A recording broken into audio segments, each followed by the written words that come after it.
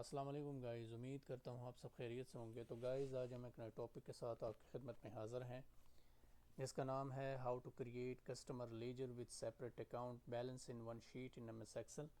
तो कस्टमर का जो है हम एक सेपरेट अकाउंट बैलेंस एक ही शीट में कैसे बनाएं। तो वीडियो बहुत ही इम्पॉर्टेंट है, तो वीडियो के साथ एंड तक बने रहें ताकि आपको सारी जानकारी हासिल हो सके। तो चलते हैं, टॉपिक को स्टार्ट करते हैं।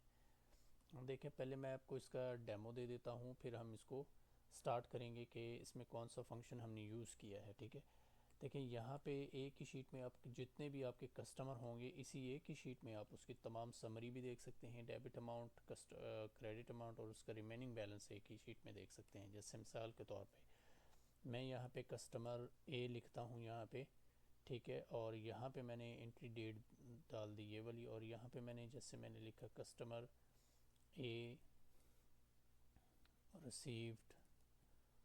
रिसीव्ड अमाउंट, ये मैंने ले लिया। नंबर, बिल नंबर ये मैंने डाल दिया। डेबिट अमाउंट मिसाल के तौर पे 12,000 मेरे पास यहाँ पे आ गया। ठीक है, जैसे मैं यहाँ पे ये अमाउंट ऐड करूँगा तो मेरे पास यहाँ पे ये अमाउंट आ जाएगा।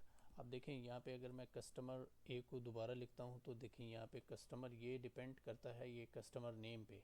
ठीक है, ये आपके कस्टमर नेम पे यहाँ पे ये क्राइटेरिया सेट हुआ है।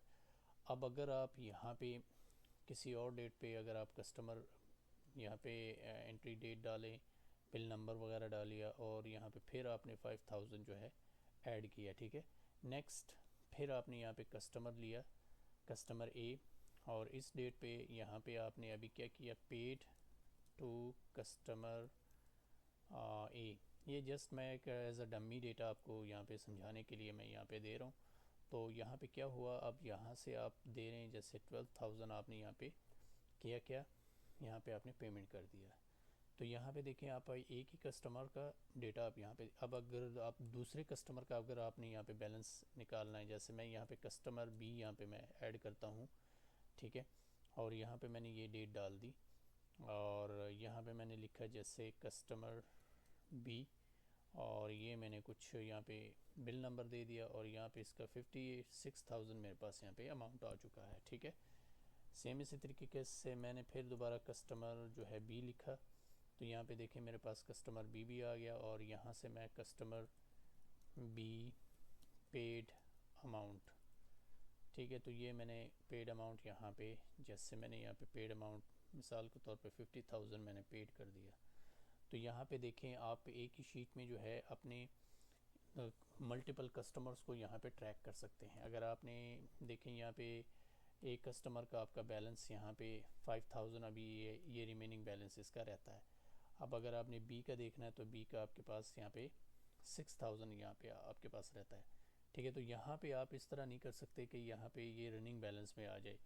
रनिंग बैलेंस में, ये रनिंग बैलेंस में भी है, लेकिन आप यहाँ पे कस्टमर वाइज जो है आप अपने जो है कस्टमर्स का जो अमाउंट है वो यहाँ पे ट्रैक कर सकते हैं। कस्टमर सी अगर आपने यहाँ पे दे डालना है, जैसे कस्टमर सी, और यहाँ पे मैंने ये लिखा कस्टमर सी, और ये मैंने अमाउंट दिया, जैसे मैंने 9,000 ऐड किया।